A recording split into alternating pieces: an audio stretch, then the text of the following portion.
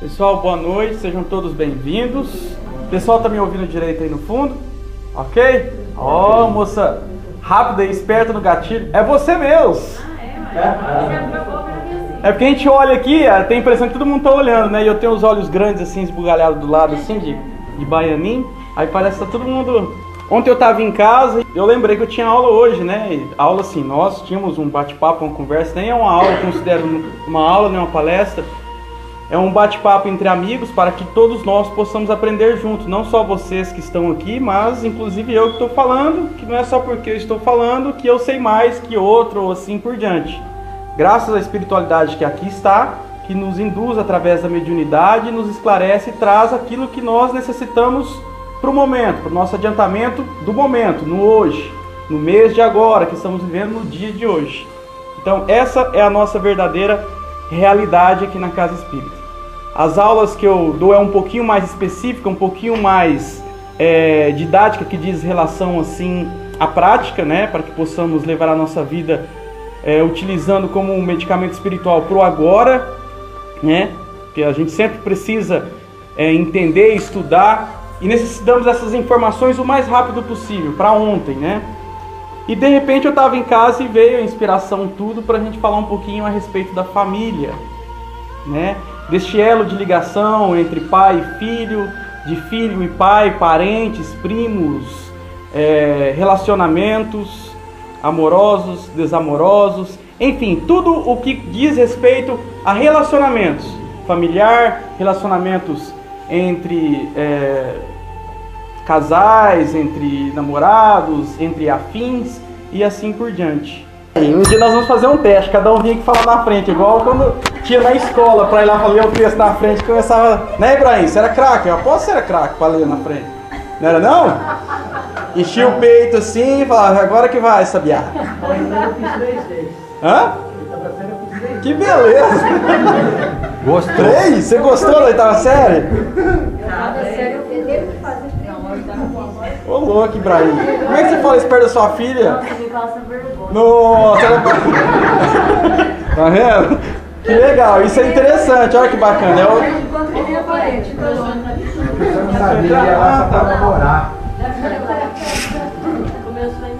Coitado dos bichinhos, os bichinhos estão doidinhos pra assistir a aula. Olha que legal, já foi, vocês viram como que as coisas vão fluindo para um lado assim, que a gente nem percebe, né, a respeito da familiaridade. Tá nada, tá brincando. Então, que acontece? Muitos dos problemas do nosso dia a dia, do nosso cotidiano, até a gente cair na real e entender, grande parte diz respeito à família, ao berço familiar, né, aos relacionamentos. Até porque nisso está toda aquela máxima que Jesus disse, né? Amai ao seu próximo como a si próprio. E como que a espiritualidade, Deus e Jesus, enfim, na forma de toda a sua sabedoria, ia fazer com que essas pessoas que de repente tinham desafetos no passado, ou que não se amavam, ou que brigavam, se degladiavam, qual a forma que a espiritualidade encontraria para unir essas pessoas, para ajudá-las nas suas provas e expiações, no seu adiantamento, ou na sua evolução, né? Entrelaçar. Através da família. Apesar dos pesares, tem muitas famílias harmoniosas, né? Que vivem em paixões, em alegria, mas de vez em quando tem aquelas brigas, aquelas coisas difíceis, um não se encontra com o pensamento do outro. Mas existem outras que são famílias agradáveis, que se entendem, que conversam. Às vezes tem aquela famosa expressão, a ovelha negra da família, né? Que de repente aquela pessoa ela desarmoniza todas as outras pessoas da família. E tudo isso tem um porquê muito lógico, né? Ou seja, os simpáticos se simpatizam aqui na materialidade, né? Vamos dizer assim, no plano material, para que possam resgatar juntos, coletivamente, algumas dívidas do passado. E muitas das vezes a pessoa se apega e vem com a missão, um amor tão grande de realizar aquela prova de vida, aquela expiação com os familiares, que ela se pega de repente num amor enorme e transforma aquela missão em algo assim, muito mais do que ele esperava que ele ia conseguir se realizar. Ele transforma realmente numa prova de vida, em algo que ele se entrega tanto que ele consegue não só fecundar o coração das pessoas que estão próximas, mas de várias outras pessoas que estão ao redor. Como, por exemplo, um pai quando tem que cuidar de um filho deficiente, seja mental, seja físico. É muito difícil a gente ver, geralmente, um pai deixar o seu filho a Deus dará, assim, né? Um pai que eu digo assim, com uma deficiência física, uma deficiência mental. Geralmente o pai se entrega, geralmente o pai esquece da vida e se entrega de amor, carinho e paixão àquela pessoa. Que no centro nós temos muitos casos, graças a Deus essas pessoas estão vindo, de pais com filhos deficientes físicos, de repente mental, que estão começando a frequentar a casa, que é a nossa casa, e estão tendo uma melhora, estão entendendo um pouquinho qual a sua missão. Mas até então, elas iam em conta do amor, elas praticavam aquele ato de solidariedade voltada pelo amor para com o seu filho. E muitas das vezes nós não sabemos e nem imaginamos onde está interligada essa raiz. Nós não sabemos que, por exemplo, o pai ou a mãe que está cuidando daquele filho deficiente, muitas das vezes, no passado, você causou algo que deixou aquela pessoa deficiente. Ou você criou algo que deixou aquele perispírito deformado, ele teve que vir daquela maneira para resgatar a sua prova de vida, a sua expiação, as suas dívidas.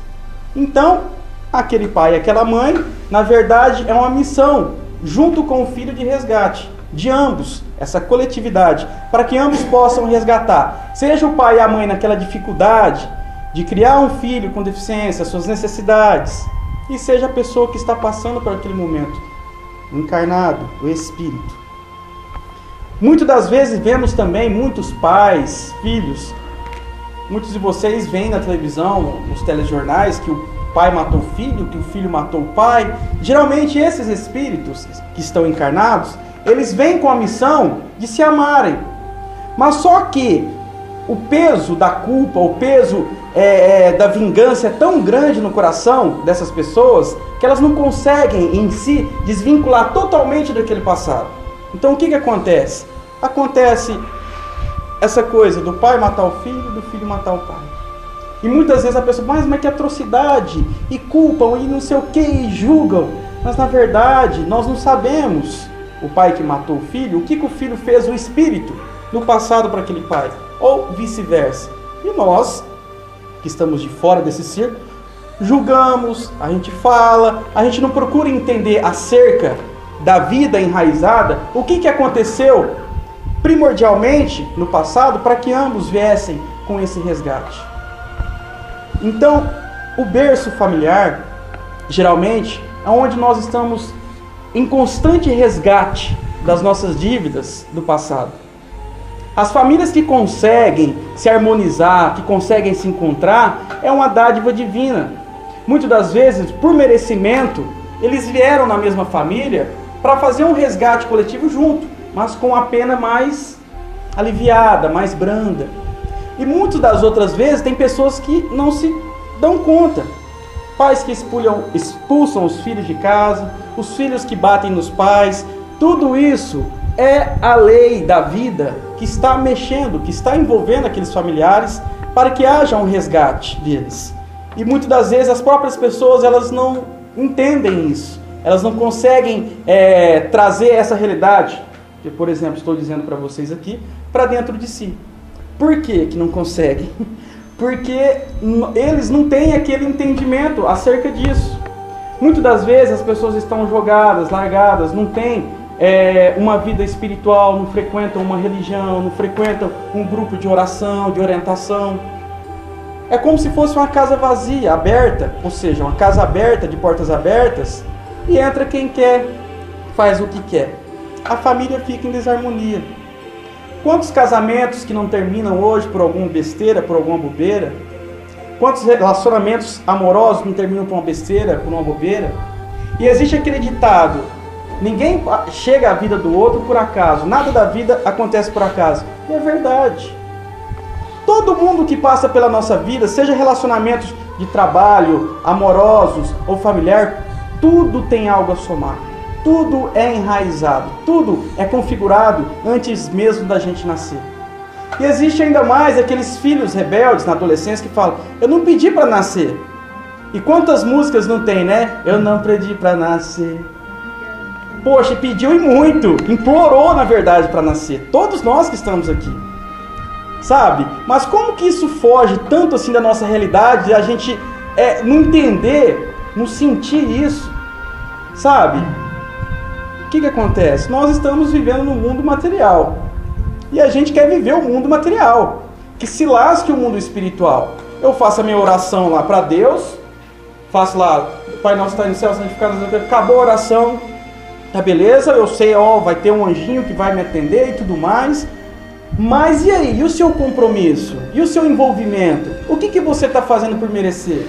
Não é questão só de ir lá, fazer uma oração, pedir e esperar que as coisas se materializem na sua frente. Não é. Se fosse assim, tudo estava resolvido. Você precisa ir na escola. Por que nós passamos? Prezinho, primeiro, segundo, terceira, quarta, quinta, sexta, sétima, oitava. No caso o Ibrahim, que ficou na oitava 3 vezes. Depois foi para o primeiro, segundo, terceiro. Por quê? São fases, né? Ibrahim, eu sei que você tem um coração excelente. Na oitava série você ficou 3 vezes, mas na vida você está evoluindo, graças a Deus, né? Ah, então tá bom. Um pouquinho já é bastante. Descontei por você, tá vendo? Dirige bastante. Dirige bastante. Um pouquinho já é bastante aqui. Então o que acontece? São como os ciclos da escola, a nossa vida. Prezinho, primeiro, segundo, terceiro, quarto. E nós estamos nessa evolução. Só que o que acontece conosco? Conosco é a reencarnação. São as fases do estudo, como nós temos na escola, é a fase para nós, para o nosso espírito. Porque o espírito, ele é eterno. Muitas das vezes as pessoas se mordem, morrem, acabam um casamento ou acabam um relacionamento. Porque eu nunca mais, não sei o que eu vou, não sei. Gente, nós somos eternos. Você de repente vai cruzar com aquela pessoa, cruzar assim, gente, se encontrar com aquela pessoa, muitas e muitas vezes ainda. De repente, não deu certo nessa vida, mas algo está sendo preparado, organizado, algo você está resgatando, e de repente você se encontra naquela vida que vem. E a pessoa excomunga, porque eu sei que eu não sei o que, e deixa de cumprir aquilo que ia ser cumprido em relação àquela pessoa, ou aquela pessoa que você evita muito. E você vai empurrando com a barriga, até na hora tá aquele montante assim, uma hora você vai ter que acertar suas contas. E muitas das pessoas, quando terminam um relacionamento, ou uma família se rompe, na verdade, foi construído aquilo para juntar, para resgatar, sabe? Para frutificar, entendeu? Então, o porquê de você sempre fazer a sua parte, dentro de um relacionamento, dentro da sua família, você entendeu? Jamais ser somente o fogo, que você seja, um seja o fogo, outro seja a água, e assim por diante. Porque se os dois forem fogo, ou seja, a discussão sempre vai gerar discussão. Nunca vai ter um resultado satisfatório, porque um vai querer falar mais alto que o outro, um vai querer ter mais razão que o outro, e isso vai perdendo a linha de raciocínio e as coisas vão desencontrando. E quantas pessoas não tem, quantos lares que não estão em desalinho nesse exato momento? Quantas crianças não estão sofrendo, que vieram de repente para ajudar os pais, a família naquele resgate, e está ali sofrendo, sabe? Inconscientemente, o espírito sabe, mas o corpo material ali encarnado não sabe, mas o espírito, quando retira do corpo, sabe da missão. Em quantos lares não estão em desânimo por isso? Então, qual que é a realidade? A realidade é que nós temos que resolver o que nós temos que resolver agora. O berço familiar é de uma extrema importância que vocês nem imaginam. Formar uma família é algo de muita responsabilidade, algo de muita importância. Foi programado essa família, sabe? Os avós que geraram os filhos que geraram, os avós que deixaram de ser avós e já passaram a ser bisavós, sabe? É uma geração e ela tem que continuar, é uma roda. Tem espíritos lá aguardando para reencarnar dentro daquela família, sabe? E tudo vai dependendo muito da evolução de cada um para que as coisas vão se encaixando. É uma grande roda essa vida da reencarnação, da família. É uma roda gigante que ela vai rodando. Cada vez mais a água vai ficando limpa, cada vez mais a água vai ficando limpa. Só que nós chegamos aqui e nos estacionamos. Por quê? É lindo esse mundo que nós vivemos hoje, é mágico. Com tanta tecnologia, celulares que a gente só não faz bolo de fubá no celular, por enquanto. Mas vai chegar um dia que você vai, né, e o negócio vai brotar ali do celular. Mas você vive ali, as pessoas, elas se conversam hoje em dia através da internet, não tem mais aquele toque. Tanto é que as pessoas chegam para conversar assim, as pessoas não conseguem olhar no olho da outra. Sabe, geralmente as pessoas não conseguem, não tem mais aquela coisa de antigamente, de você sentar para conversar com uma pessoa e você sentir o astral da pessoa, olhando nos olhos da pessoa. Sabe, hoje em dia é totalmente diferente. Parece que o mundo está mais unido, mas ao mesmo tempo o mundo está ausente. Ou seja, aquela história do on e do off, né? Quem está on e quem está off no computador. E parece que todos nós estamos off, sabe? Parece que estamos vegetando. E a família, que é o berço, onde tudo acontece, está ali no marasmo total, sabe? Criando mato, bichos. E os pais de família, geralmente, eles não se tocam disso. Geralmente o filho, quando vai chegando na fase adulta, quando é um espírito assim que vem para ajudar os familiares, ele já vem com missão. Ele já vem com evolução, o espírito. Já vem com estudo, sabe? Ele já, nessa época de hoje, que são as crianças cristais, tá? Elas já vêm com um entendimento um pouquinho maior. Então elas encarnam naquela família, elas nascem naquele berço familiar, e elas, quando vão crescendo, elas vão tendo uma inteligência diferente. Elas vão tendo uma sensibilidade diferente. Vocês podem perceber nessas crianças novas que estão aí. Exatamente. A inteligência, a sabedoria. E parece que os filhos que começam a educar os pais. Não são os pais que educam os filhos. Geralmente a criança vai para a escola, a professora de repente nem sabe o que ela está falando. Ela está falando uma coisa, mas de repente aquela criança despertou uma outra coisa muito mais além do que aquela professora imagina. Como, por exemplo, quem assistiu o filme de Chico Xavier, a professora dando aula e falando, mas as crianças todas rindo dele, que ele não ia conseguir escrever aquele verso bonito. Ele foi lá na lousa, com a sua parte intelectual, com a sua mediunidade, parece que tem alguém segurando para não falar, e escreveu uma linda poesia maravilhosa que a professora ficou em prantos, se derramou com tamanha delicadeza do que aquela criança escreveu. Ou seja, Chico Xavier, naquela época. O que Chico Xavier veio? Veio com uma missão linda, maravilhosa. Nós hoje, no Brasil, somos o berço da espiritualidade, do espiritismo, devido à tamanha divulgação, à tamanha bondade de Chico Xavier em vestir a camisa do espiritismo, sabe? E sem medo de dizer que era espírita, ou sem medo de fazer isso ou fazer aquilo, ele deu a tapa e foi fazendo tudo aquilo que o seu coração mandava. E claro, os guias com planos de Deus, da espiritualidade, para que hoje possamos estar assim, tão viris acerca da espiritualidade. Então, o berço familiar é onde tudo acontece. É como se fosse o ninho, é o nascedouro de coisas boas e ruins, infelizmente. Muitos dos nossos inimigos do passado, vamos dizer assim, está dentro da nossa família. Vocês não precisam nem citar, perdão, só tomar um golinho de água aqui, que a família, ela é o berço de onde tudo acontece. Por exemplo, o inimigo nosso do passado, como eu havia dito no começo. Como que a espiritualidade vai fazer a gente se amar? Eu odeio aquela pessoa me odeia. Geralmente vem assim com um parente de longe, um primo, um tio. Mas e você não ama aquele primo, aquele tio? Aí na próxima vem como seu irmão. Aí você não ama, aí já vem como seu pai ou sua mãe. Aí você não ama, aí vem como marido e mulher. Aí você aí beija na boca. Já pensou, Ibrahim? Você beijando... Mas, isso que eu estou dizendo não é que, vai olhar para o seu companheiro e falar, você é meu inimigo do passado. Não é bem assim, tá? Eu estou usando um exemplo... Exatamente, eu estou usando um exemplo assim muito longínquo. Mas, pode ser que, ou seja, pode ter sido homem, mulher e foi, sabe, se degladiando com o passado até que acabaram virando uma paixão. Tem muitas pessoas que dizem que o ódio e o amor caminham juntos, lado a lado. Então a hora dá aquela estalo e fala, poxa, não, por que eu estou odiando tanto? Na verdade eu amo, eu não odeio, eu amo. Por isso que eu amo, de tanto odiar, de tanto implicar, eu amo. O amor acaba assim, começa assim, né? Brigando. Exatamente. E muito das mães, existe aquela história da mãe antes, geralmente acontece em alguns casos, da mãe entrar em depressão antes de ter a criança. E tem também a depressão pós-parto. Isso tudo tem uma coligação, assim, uma correlação muito grande, porque quando o espírito ele vai reencarnar, ele fica convivendo no meio familiar daquelas pessoas. Sabe, antes mesmo da mulher engravidar, ou de ter o ato que vai gerar a criança, eles ficam perto dos pais, dos familiares. E quando existe a fecundação, aí sim eles se aproximam mais. É um ciclo de 9 meses, 9 meses.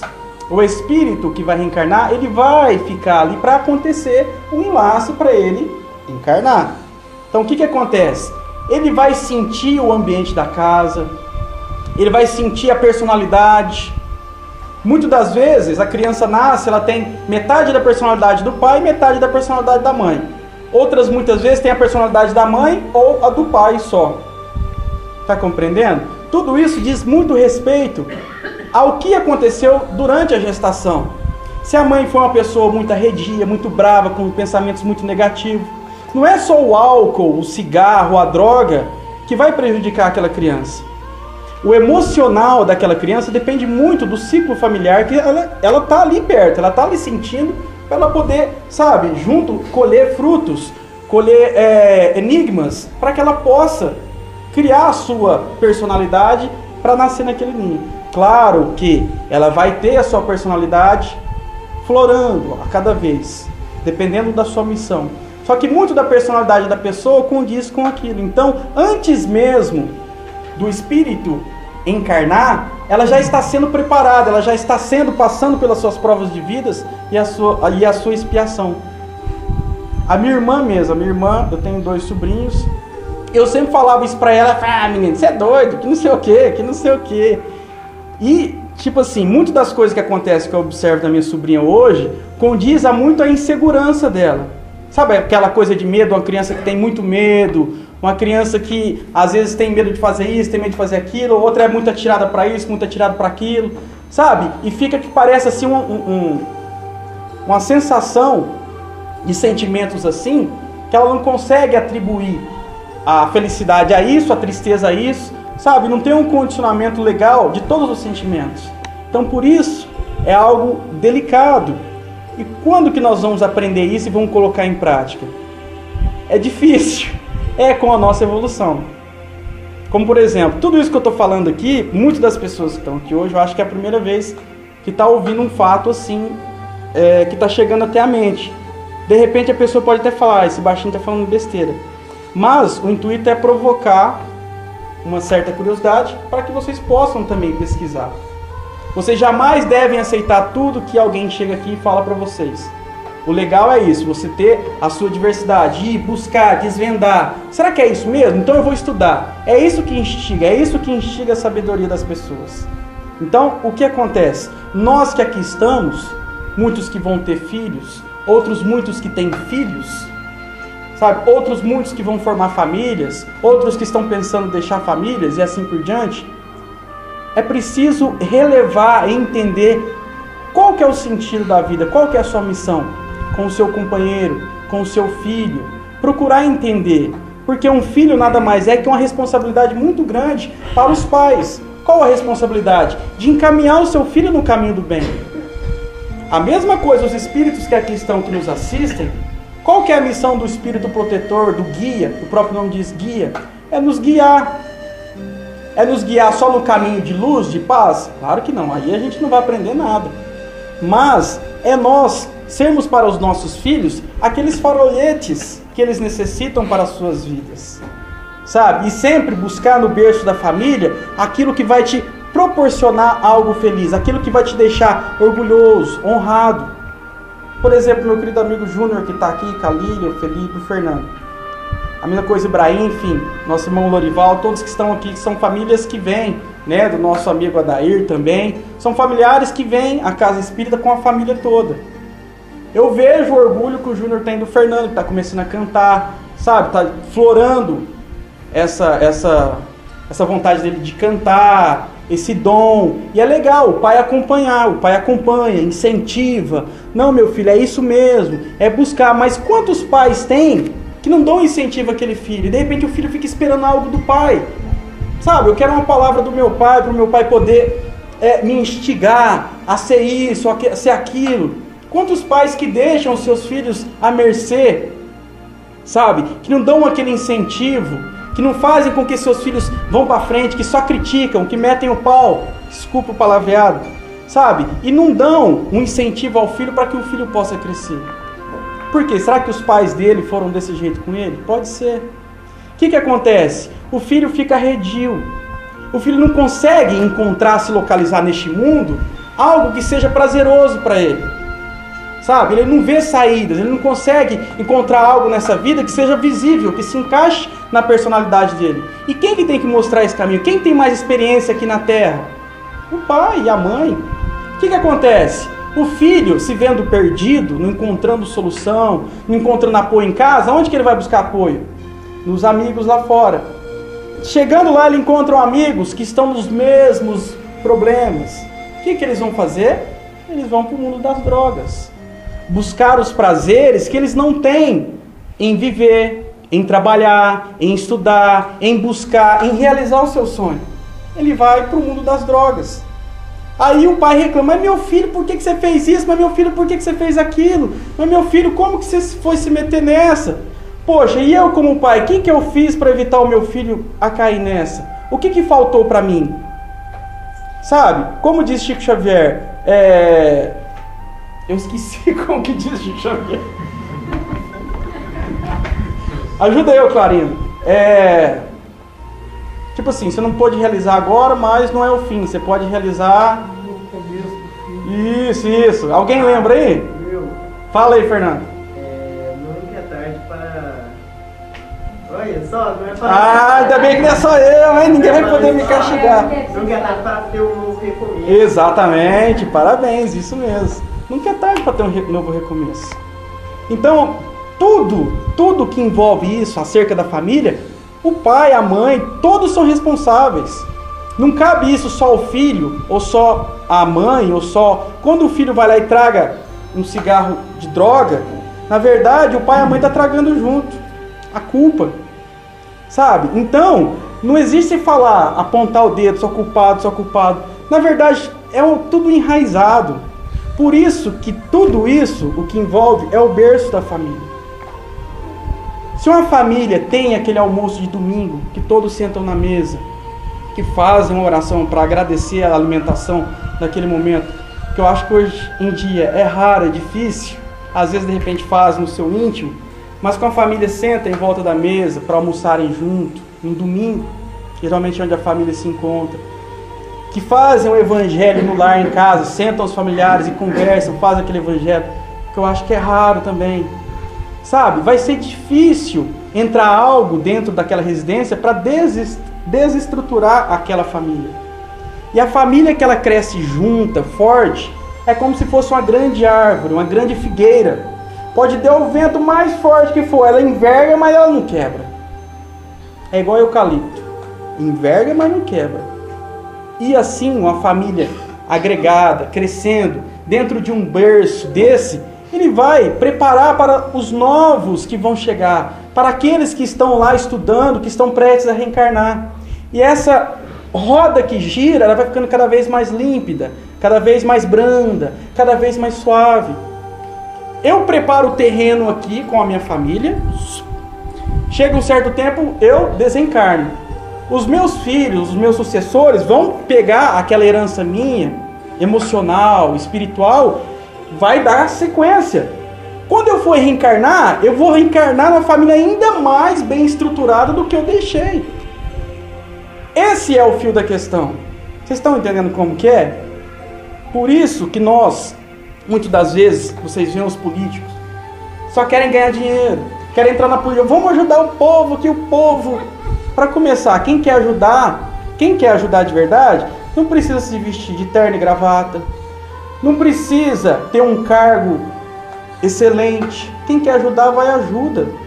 Ajudar, você ajuda com a palavra, com um abraço, com a sua atenção, com a sua ligação, com a sua presença. Uma cesta básica, um pacote de arroz, uma blusa de frio. Você pode ajudar da forma que te couber. E por incrível que pareça, aquelas pessoas que têm menos são as que mais ajudam. Poxa, Chico Xavier, como que Chico Xavier ajudou tantas pessoas? Através da sua fé. Porque ele jamais impôs a ninguém a fazer isso ou fazer aquilo. Ele falava, ele orientava e dava sustentabilidade para que aquela pessoa pudesse navegar no seu rio da vida, no seu caminho da vida. Mas jamais ele falava, faça isso, faça aquilo. Ele dava sugestões, até porque cada um tem a sua prova de vida. Você não pode carregar a cruz das pessoas, você tem que dar motivação para ela, você tem que auxiliar ela, dar força para que ela possa carregar aquela cruz. Mas jamais carregar a cruz para ela, porque assim você vai estar atrapalhando ao invés de ajudar. E ele, como que ele conseguiu ajudar as pessoas? Através dos livros psicografados, do dinheiro que ele dava para os pobres debaixo do abacateiro, sabe? Das suas palavras, das suas cartas para as mães. E ele ajudava. Imagina se ele estivesse num congresso nacional, num senado nacional, com tanto dinheiro, como que ele ia poder ajudar essas pessoas? Mas por que que ele não fez isso? Por que que ele não foi um político? Por que que o espiritismo é uma doutrina que ela não é tão assim maçante como, por exemplo, o catolicismo? É porque é algo que é a luz no fim do túnel. Ela é a luz no fim do túnel. É o mensageiro. É a obra-prima de Deus que deixou para você. É a base, como se fosse a família. Lá no finzinho, na hora que você estiver no fim do poço, que você estiver sem mais nenhuma força, você vai se agarrar àquilo. Quantas pessoas que não chegam pela dor aqui, infelizmente? Muitas pessoas chegam pela dor. E quantas outras pessoas que não conhecem essa doutrina maravilhosa, sabe? Essas fontes de inspiração, essas leituras saudáveis, esse ensinamento que faz a gente pensar, que faz a nossa mente abrir, que faz os pensamentos fluírem. Vocês podem não perceber, mas quando vocês vêm numa casa espírita, e vocês saem da casa espírita, quando vocês ouvem um espírito dizer, um espírito de luz, os pensamentos fluem com expectativa de vida. Vocês podem perceber. Parece que o desenrolar dos seus problemas começa dentro da sua própria cabeça. Sabe, as coisas começam a fluir. Os problemas em questões começam a ter respostas. Você começa a se imaginar bem, começa a se imaginar feliz, que você vai conseguir realizar aquilo que você quer. Então, é uma doutrina linda e maravilhosa. Só que existe ainda a perseguição. Existe ainda o preconceito. Mas é um preconceito, é uma perseguição, por quê? Porque as pessoas, elas julgam. Elas querem fumaça. Vocês podem ver aí na mídia como está. Uma pessoa fala A, as pessoas falam é B. O cara falou B, A, B, C, D e vira aquele rolo. Poxa, e tantas coisas que nós devemos preocupar no dia a dia, a gente fica perdido nessas coisinhas. Fulano falou isso e virou. Ciclano falou isso e virou. E nós? E a gente vai ficar seguindo isso? Poxa, por que eu não tenho a minha opinião própria sobre isso? Porque nós somos influenciados pela mídia, simples assim. E nós nos deixamos levar por isso. Então o que acontece? Essa é a realidade. Chico Xavier não foi um político, não foi o presidente do Brasil, o presidente, enfim, da ONU, ou seja, porque não era, porque se ele fosse, ele já ia tirar as provas de vida e expiações de muita gente. É como se, por exemplo, eu, um simples mortal, ganhasse na Mega Sena e visse um coitado, vou te dar 100 mil reais, vai comprar uma casa pra você. Vou te dar, Ibrahim, vou te dar uma caminhonete S10 nova pra você viajar aqui, beleza, então. Vou te passar de ano. Vou te passar de ano, vou te dar diploma do terceiro colegial. Na verdade, eu não ia estar ajudando essas pessoas, eu ia estar atrapalhando. Sabe? Esses políticos corruptos que estão aí hoje, um dia eles vão colher isso. E aqueles bonzinhos que estão, eles desencarnaram, chegaram lá, eles entenderam a besteira que eles fizeram, e agora eles reencarnaram todo bonzinho, querendo mudar o mundo.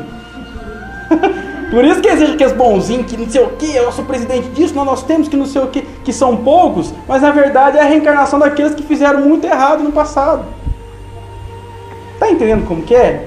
Então, o berço, a família, é a luz no fim do túnel. Quando eu saio, por exemplo, meu amigo Fernando, quero ser cantor, vou para São Paulo nas rádios, vou visitar, não sei o que, vou com a minha viola, vou lá igual os dois filhos de Francisco, vou lá na rodoviária para ganhar os trocados, e vou ir atrás, e vou correr atrás disso e correr aquilo. Se de repente não der certo, ele vai voltar, ele sabe que ele tem a família dele ali. E se de repente ele não tem a família dele? O pai de repente é um alcoólatra, a mãe se prostitui, o outro irmão é um viciado, um traficante ou não sei o quê. Para onde que ele vai voltar? Como que vai ser a vida dele? Ele vai se ver numa encruzilhada, ele não sabe qual caminho seguir. Ele não tem uma base, ele não tem um amigo, ele não tem uma pessoa para abraçar, para contar os seus problemas e para procurar se reestruturar. Por isso que existe tantas desigualdades no mundo. A questão do mundo não é nem a pobreza, sabe? Interfere muito. Mas a questão do mundo são as famílias desestruturadas. São as mães que de repente vão, ou num momento de briga, ou num momento de alcoolismo, vai, ou conhece um cara e já faz, você entendeu? E vai para tal situação e de repente está lá. Arruma um filho aqui, arruma um filho ali, não tem pai ali, vai virando. Poxa, imagina para reorganizar tudo isso. Vai muito tempo. Sabe? Por mais que tenha um compromisso, é algo que já vem desarrumado desde lá da antiguidade. E hoje, chegando aqui perante este mundo que nós estamos hoje, 2013, as coisas ficam todas conturbadas. Porque numa família que está estruturada, que tem fé em Deus, que tem uma religião, sabe, que tem um compromisso com seus filhos, e os filhos têm um compromisso com os pais, eles não vão passar fome. Vocês já ouviram aquela música Filho Adotivo, do Sérgio Reis? Que linda aquela música. Adoro aquela música desde que eu comecei a trabalhar em rádio. Né? O que um pai faz por um filho, 10 filhos não faz por um pai. Então o que acontece? O filho adotivo é que mais ajudou o pai na hora que o pai estava com problemas. Os outros filhos se formaram para médicos, advogados, doutores. Ele conseguiu formar todos os filhos dele na enxada, trabalhando no campo, suando, formou todos os filhos. E quando ele estava lá doente, o único filho que deu atenção e acolheu ele em casa foi o filho adotivo. Os outros filhos... E aí, esse compromisso desses filhos, desses outros filhos, vocês acham que vai ficar por aí mesmo, que vai ser assim? Apesar que, se olhar a história assim bem, no modo verdadeiro, ele está resgatando algo do passado para ele, né? Porque como que nós sabemos quando estamos em resgate? Quando nós passamos pela dor. Toda vez que nós estamos em sofrimento decorrente de algo, ou numa dor, é o momento da reflexão. Porque se a gente não tem aquela dorzinha, não tem aquele probleminha, nós não vamos aprender, nós não vamos chamar a atenção. É como o despertador. Se o despertador não despertar de manhã, amigão, você vai acordar 11 horas da manhã, 10 horas da manhã. O despertador toca, você acorda, chama a sua atenção. Está na hora de você acordar, está na hora de você ir trabalhar. Então, se nós não tivermos esta dor, essa dificuldade que puxa a nossa orelha, nós vamos caminhando e pensando que está tudo certo. E muitas das vezes, quando vem essa dor, esse desespero, a gente entra em colisão com nós mesmos e culpamos Deus e o mundo por tudo. Eu não pedi para nascer, mas como você não pediu para nascer? Tá entendendo? Nós pedimos sim para nascer. E muitas das vezes vocês veem crianças que nascem paralíticas. Quantos irmãos nossos aí que não estão paralíticos, que têm uma deficiência física e mental?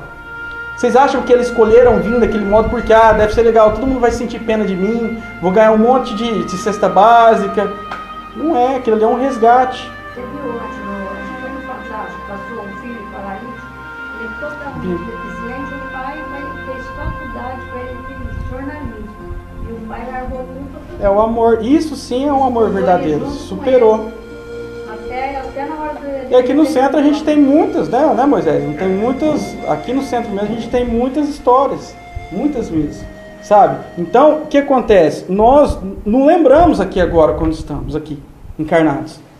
Mas quando nós retornamos para a vida espiritual, a nossa mente faz assim, ó. Aí é outra realidade. Por quê? Porque aqui é provisório. Na verdade, nós não somos daqui. Nós somos da pátria espiritual.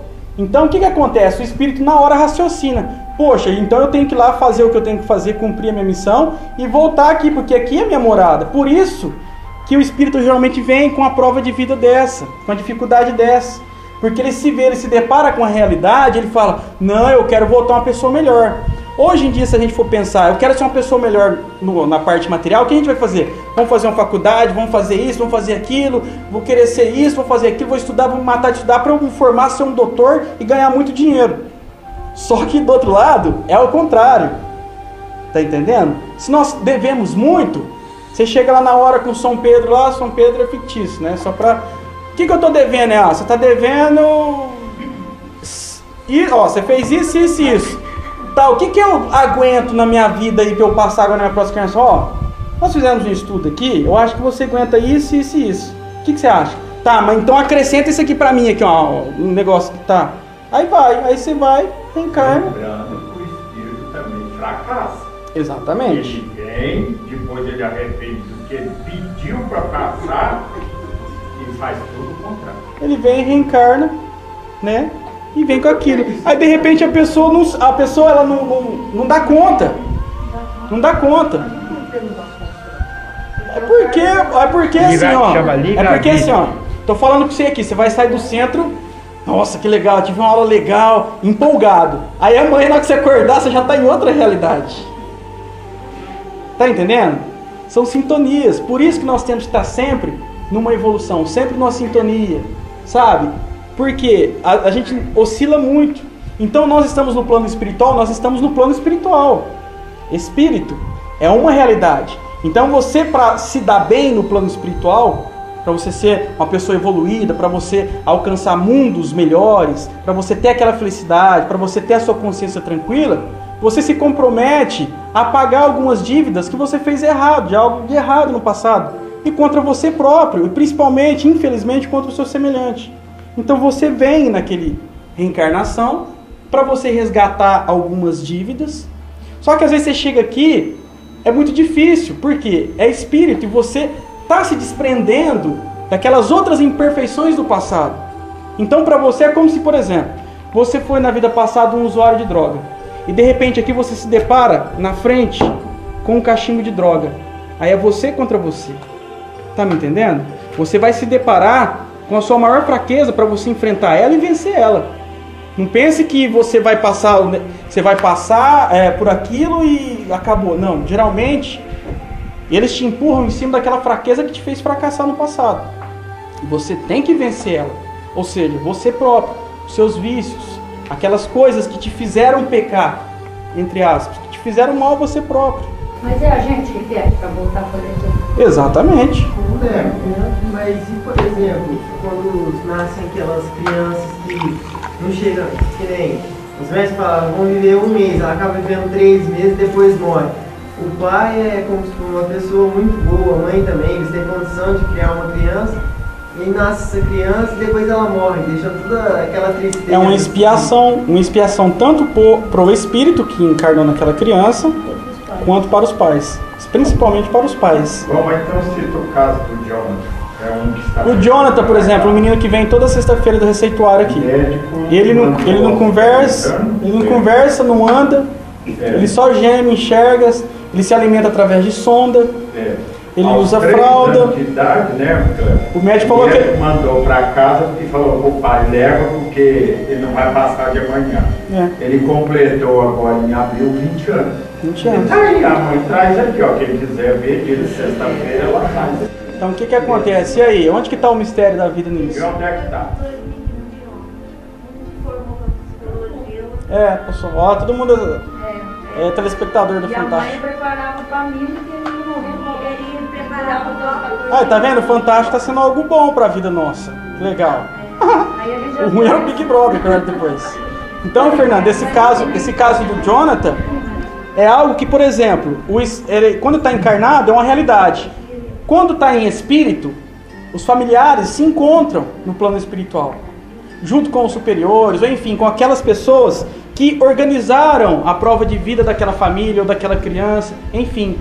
E eles entram em comum acordo para saber como que vai ser a encarnação. Se ele dá conta, se a família suporta, se o espírito que está naquele deficiente físico aqui encarnado, se ele consegue ir mais além.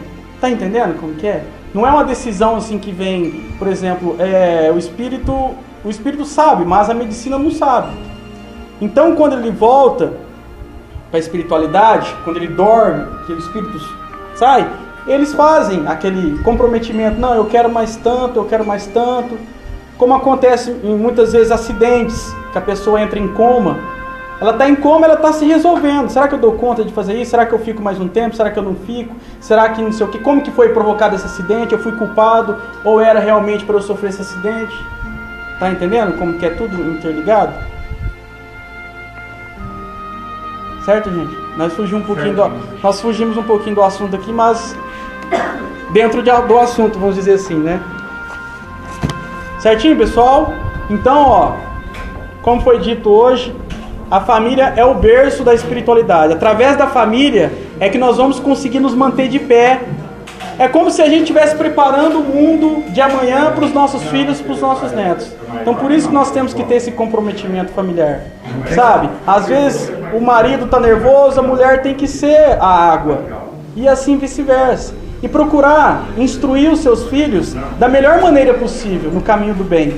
Agora cabe a cada um, às vezes tem a personalidade, às vezes a pessoa vai para um caminho errado. Mas o importante é você sempre fazer a sua parte, para que não haja sofrimento, para que não haja arrependimento. E sempre que tiver um familiar difícil, alguém que difícil situação, que te causa sofrimento, que causa aborrecimento dentro da sua família, procure entender essa pessoa, porque algo ela tem a te ensinar, algo está causando aquela irritabilidade, aquele nervosismo, algo que está deixando aquela pessoa desvinculando da harmonia familiar. Então, se você puder e tiver um compreendimento melhor, uma compreensão, você pode ajudar esse irmão no caminho do bem. Você vai estar fazendo uma caridade muito linda, assim como Deus fez com nós, nos dando a reencarnação. É uma caridade de Deus conosco. Imagine se nós não tivéssemos uma reencarnação. A gente ia estar no umbral, nos mundos inferiores, nas trevas, lá assim, andando de 4 patas até hoje, né? Então, é uma bênção maravilhosa. E as caridades, as melhores caridades, são aquelas que nós fazemos com aquelas pessoas que nós não temos afeição, que nós conversamos, que nós damos a nossa atenção, que nós damos a nossa caridade àquela pessoa, e principalmente dentro da família. Porque quando falamos de família e parente, todo mundo já vira o bico. É parente, não sei o quê. Mas se você tem um entendimento melhor, você é responsável por aquela pessoa. Cada família tem o seu esteio, assim como cada família tem a sua ovelha negra da família. Então cabe a você que tem um entendimento maior, fazer com que aquela pessoa vá no caminho correto, vá no caminho certo. Cabe a você. Se aquela pessoa é arredia, nervosa, esquisita, faça a sua parte. Somente faça a sua parte. Agora, se vai ter um resultado bom ou um resultado ruim, você pelo menos fez a sua parte. Isso é o que importa.